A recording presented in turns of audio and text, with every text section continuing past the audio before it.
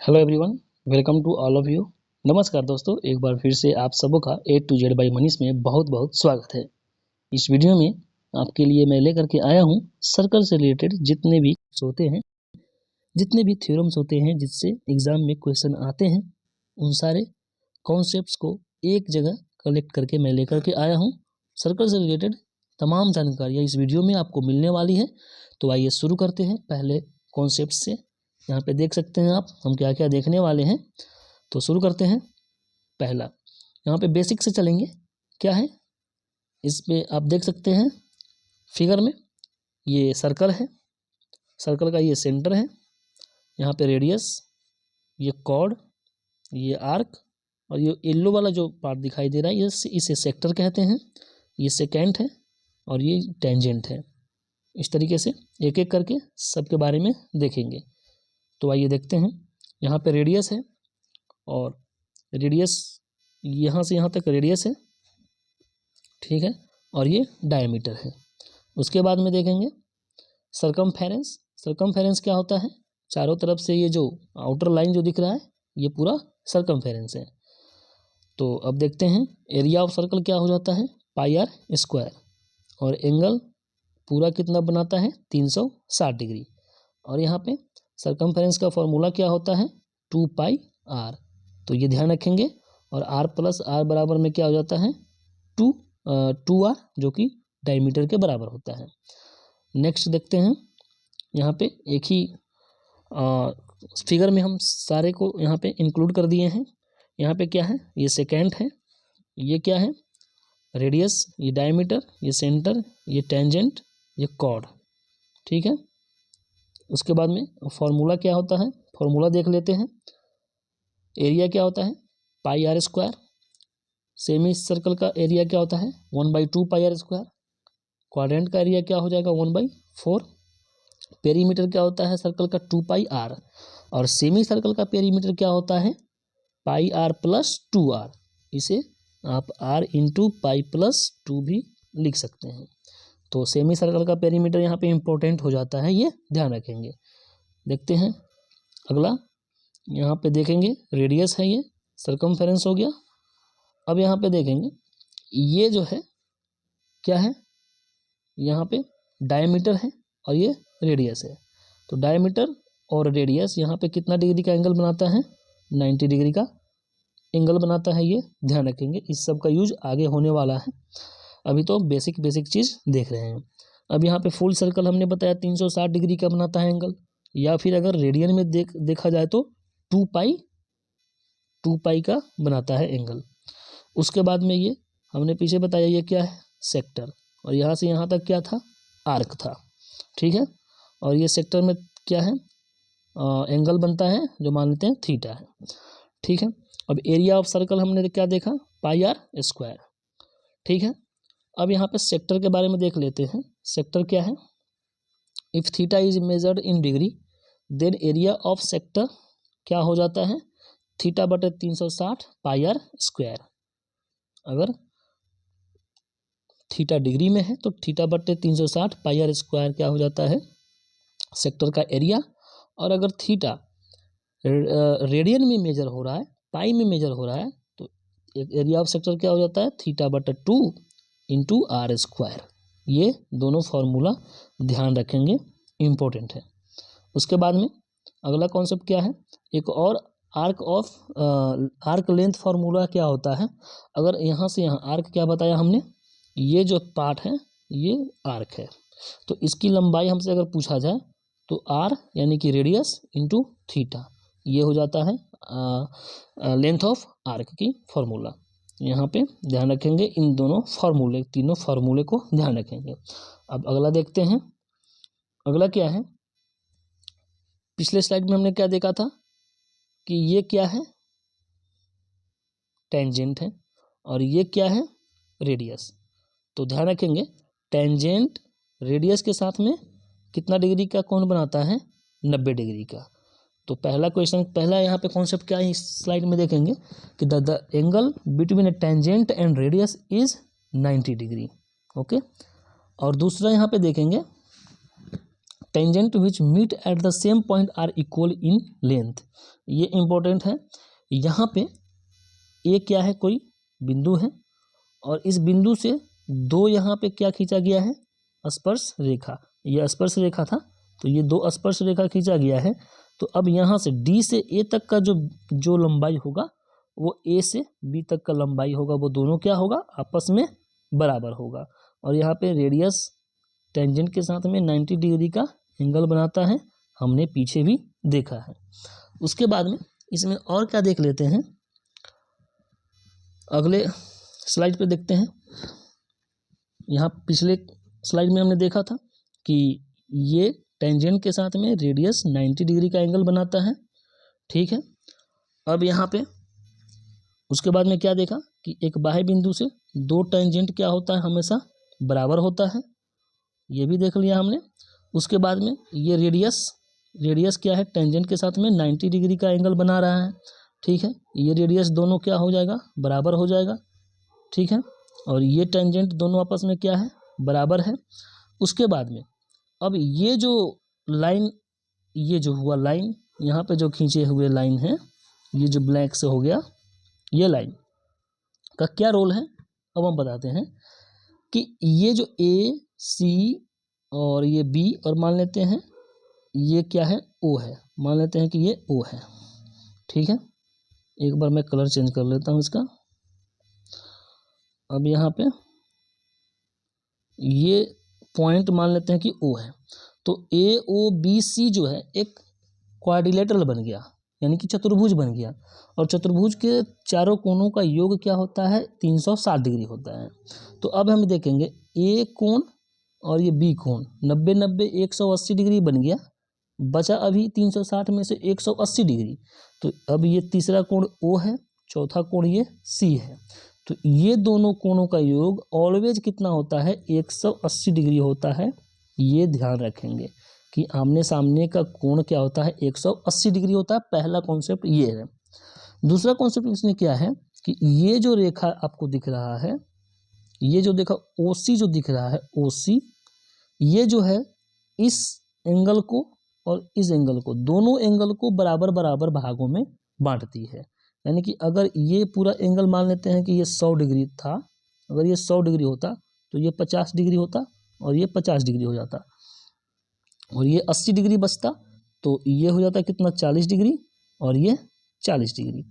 तो इतना सारा बात आप ध्यान रखेंगे कि ये एक क्वाड्रिलेटरल बनता है 360 डिग्री का। ये 90-90 180 डिग्री बन गया। ये दोनों 180 डिग्री हमेशा होते हैं। अगर बीच में एक रेखा खींच दिया जाए तो ये दोनों कोण को आपस में बराबर बराबर में विभाजित करते हैं। अगले स्लाइड पे चलते हैं। अगला क्या है, यहाँ पे बहुत ही इम्पोर्टेंट, यहाँ पे ये थ्योरम है। क्या है, अल्टरनेट सेगमेंट थ्योरम। यहाँ पे एक क्या है, ये टेंजेंट है, ठीक है। और टेंजेंट से ये क्या बना गया है, ये एक ट्रायंगल बनाया गया है, ठीक है। ये अंदर एक ट्रायंगल बनाया गया है। तो अब ये जो थीटा एंगल है, ये जो थीटा एंगल है, ये अंदर वाली अपोजिट अंदर वाली थीटा के बराबर होगा। द एंगल, यहाँ पे देख लेंगे, the angle that lies between a tangent and a chord. देखिए ये क्या है, ये कॉर्ड है और ये क्या है, एक टेंजेंट है। तो टेंजेंट और कॉर्ड के बीच में जो एंगल बनता है वो इक्वल होता है to the subtended by the same chord in the alternate segment. अब इस कॉर्ड के द्वारा यहाँ जो एंगल बनाया गया है, इस कॉर्ड के द्वारा ये जो एंगल बनाया गया है थीटा, ये थीटा बराबर होता है इस थीटा के बराबर। तो ये बात ध्यान रखेंगे। अब यहाँ पे जैसा हमने बताया कि टू टेंजेंट्स इक्वल होता है लेंथ में, टू टेंजेंट्स इक्वल होता है लेंथ में। उसके बाद में अब यहाँ पे अगला कॉन्सेप्ट क्या है, the angle in a semi circle is 90 degree. अब देखिए इसका कहने का मतलब क्या हुआ, ये यहाँ से यहाँ तक क्या है, ये डायमीटर है, ये क्या है, डायमीटर है। तो डायमीटर यानी व्यास के द्वारा सरकमफेरेंस पे जो एंगल बनाया जाता है वो कितना होता है, 90 डिग्री होता है। ये ऑलवेज ध्यान रखेंगे, व्यास के द्वारा यहाँ पे सरकमफेरेंस पे 90 डिग्री का कोण बनाया जाता है। यानी कि इसी बात को लिखा गया है कि the angle in a semi circle is 90 degree. ये क्या हो गया, यहाँ से यहाँ तक देखा जाए तो ये क्या है, सेमी सर्कल, और सेमी सर्कल में ये जो डायमीटर है वो 90 डिग्री का एंगल बनाता है। तो इस तरीके से अब अगला देखते हैं। ये भी बहुत ही इंपॉर्टेंट है कि the angle at the circumference is half the angle at the centre. अब यहाँ पे देखिए क्या है कि जो यहाँ पे क्या है कि सेंटर पे जो एंगल बन रहा है ये 120 डिग्री बना, और इसी आर्क के द्वारा, ये आर्क है, इस आर्क के द्वारा सेंटर पे जो एंगल बना उसका आधा होता है सर्कमफेरेंस पे एंगल। ठीक है, तो ये ध्यान रखेंगे कि सेम आर्क के द्वारा, सेम चाप के द्वारा जो सर्कमफेरेंस पे जो एंगल बनता है वो सेंटर के पे बने एंगल का आधा होता है। तो ये बात आप ध्यान रखेंगे। उसके बाद में ये है कि the angle in the same segment from a common chord are equal.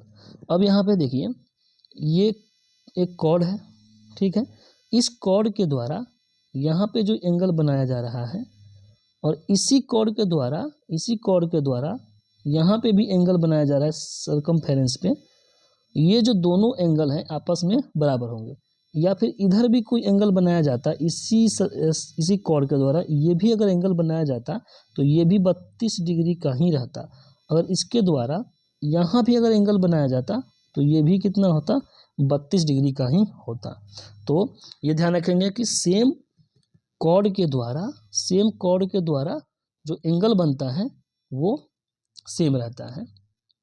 तो इस तरीके से अब अगला देखेंगे साइक्लिक क्वाड्रिलेटरल का क्या है कि यहाँ पे अपोजिट एंगल क्या होता है, 180 डिग्री के बराबर होता है। अगर ये x है तो ये 180 डिग्री माइनस x होगा। ये भी d प्लस बी मिलके भी कितना हो जाएगा, 180 डिग्री का एंगल बनाएगा। तो ये आप बात ध्यान रखेंगे। उसके बाद में इसी को यहाँ पे समझाया गया है कि अगर मान लेते हैं ये 70 डिग्री है तो ये कितना हो जाएगा, 110 डिग्री। अगर ये 100 डिग्री है तो ये अपोजिट कितना हो जाएगा, 80 डिग्री, क्योंकि दोनों का योग 180 डिग्री होना चाहिए। उसके बाद में ये क्या है कि ये कॉर्ड है, इस कॉर्ड को दो बराबर, ये अगर मान लेते हैं ए बी क्या है, कॉर्ड है, ठीक है, तो इस कॉर्ड को ये जो सीई है दो बराबर भागों में बांट रहा है, एडी और बीडी, ये दो बराबर भागों में बांटता है। तो वहीं बोला गया है the perpendicular from the centre of a circle, ये सर्कल के सेंटर से परपेंडिकुलर डाला गया, बाइसेक्ट्स द कॉर्ड, यानी कि इस कॉर्ड को दो बराबर भागों में बांट रहा है। तो कहने का मतलब ये है कि किसी भी कॉर्ड को, यानी जीवा को, कॉर्ड का मतलब होता है जीवा को दो बराबर भागों में बांटता है। कौन, अगर सेंटर से कोई एक परपेंडिकुलर डाला जाए तो। उसके बाद में अब यहाँ पे अगला कॉन्सेप्ट ये है कि ये जो फिगर बना हुआ है, एक वृत्त को चारों तरफ से ये क्या है, टच कर रहा है। तो इसका क्या कॉन्सेप्ट होता है कि आमने सामने की भुजाओं का जो योग होता है वो बराबर होता है। यानी कि A B plus C D बराबर होगा B C plus A D के बराबर होगा। ये कॉन्सेप्ट आप ध्यान रखेंगे कि आमने सामने की भुजाओं का योग जो होता है वो बराबर होता है। तो इसी कॉन्सेप्ट पे बेस्ड ये क्वेश्चन आपसे हम पूछ रहे हैं, इसका आंसर आप कमेंट सेक्शन में ज़रूर देंगे। बढ़ते हैं अगले कॉन्सेप्ट पे। अगला कॉन्सेप्ट है यहाँ पे अब इन रेडियस, इन सर्कल, सर्कम सेंटर, सर्कल के बारे में। अब यहाँ पे देखिए, अगर कोई सर्कल त्रिभुज के अंदर बना हुआ है, ये सर्कल जो है त्रिभुज के अंदर बना हुआ है, ये त्रिभुज है, यहाँ पे ये त्रिभुज है, इसके अंदर ये सर्कल बना हुआ है। और एक सर्कल क्या है, बाहर बना हुआ है, त्रिभुज के बाहर बना हुआ है। तो ध्यान देंगे, अगर त्रिभुज के अंदर बना हुआ है ये सर्कल तो ये जो रेडियस है ये कहलाएगा इन रेडियस। और अगर सर्कल त्रिभुज के बाहर बना हुआ है तो वो कहलाएगा सर्कम रेडियस। और ये जो पॉइंट है इन सेंटर कहलाएगा, अंदर है तो इन सेंटर और बाहर है तो सर्कम सेंटर। अब इसका अगला देखते हैं क्या है। यहाँ पे समबाहु त्रिभुज में इन रेडियस के बारे में देखते हैं। समबाहु त्रिभुज में तीनों भुजाएं क्या होती है, आपस में बराबर होते हैं। तो अब यहाँ पे देखेंगे ये समबाहु त्रिभुज बना हुआ है, इसमें क्या है, एक सर्कल ड्रॉ किया गया है। तो अभी हमने पीछे क्या देखा, ये क्या है, इन रेडियस है, तो वो सॉरी इन सर्कल इन सेंटर है, ये क्या है, ओ इन सेंटर है, और ये क्या है, इन रेडियस है। तो इन रेडियस बराबर में क्या हो जाता है, a अपॉन में 2√3, a अपॉन में 2√3, ये हो जाता है इन रेडियस का फॉर्मूला। तो ये ध्यान रखेंगे, इन रेडियस का फॉर्मूला हो जाता है। और वहीं एरिया ऑफ ट्रायंगल अगर देखा जाए तो क्या हो जाता है, a बराबर RS। यहाँ पे क्या है, किसी भी ट्रायंगल का बात कर लेते हैं। ये इन रेडियस तो क्या था कि समबाहु त्रिभुज का था। अब यहाँ पे किसी भी ट्रायंगल का अगर बात कर लिया जाए तो R बराबर में क्या हो जाता है, A अपॉन में S, जहाँ पे A क्या है, एरिया, और S क्या है, सेमी पेरीमीटर। तो एरिया ऑफ ट्रायंगल यहाँ पे अगर देखा जाए तो क्या हो जाएगा, R इंटू एस। तो ये आप ध्यान रखेंगे, area of triangle R into S हो जाएगा।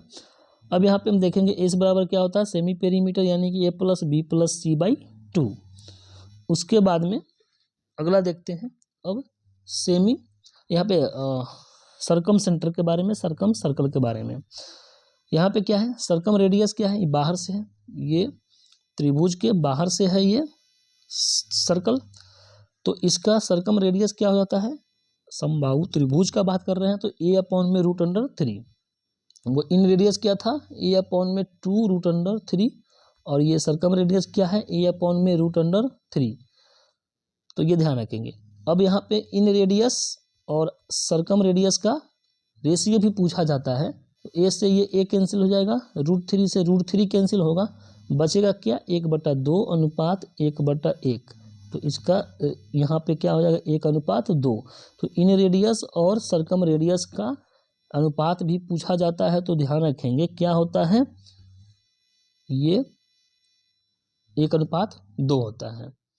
उसके बाद में अब यहाँ पे देखते हैं किसी भी त्रिभुज में सर्कम रेडियस क्या होता है। जैसे किसी भी त्रिभुज में इन रेडियस हमने क्या देखा, इन रेडियस क्या देखा हमने,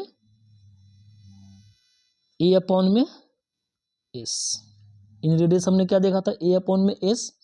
उसी तरीके से सर्कम रेडियस क्या हो जाता है, ABC अपॉन में 4 ऑफ एरिया। तो ये ध्यान रखेंगे। उसके बाद में अगर एरिया देखा जाए of A triangle circumscribing a circle, तो अब यहाँ पे एरिया यहाँ से निकालेंगे, इस फॉर्मूले में एरिया का निकालेंगे तो क्या होगा, ABC अपॉन में 4R। तो ये ध्यान रखेंगे। उसके बाद में अब देख लेते हैं राइट एंगल ट्रायंगल में।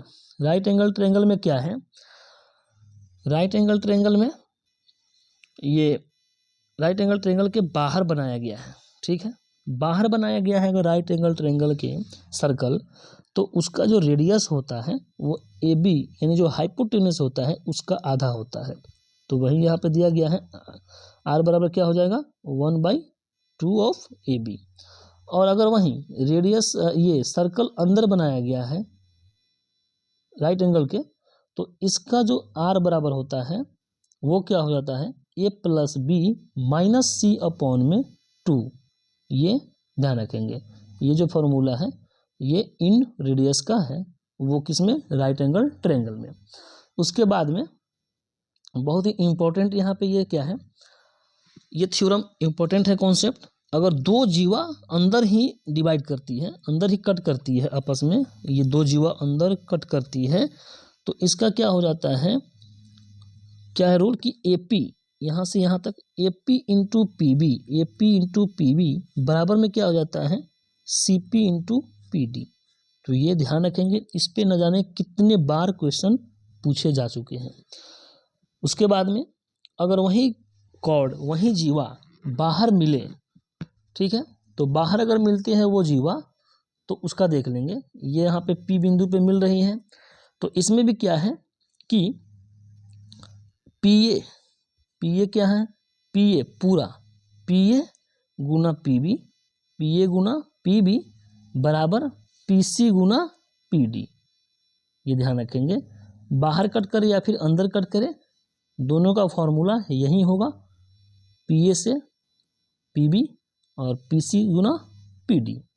ये ध्यान रखेंगे, ये है इसका ही एक दूसरा रूप है। अगला देखते हैं कॉन्सेप्ट। अगला कॉन्सेप्ट भी बहुत ही इम्पोर्टेंट कॉन्सेप्ट है।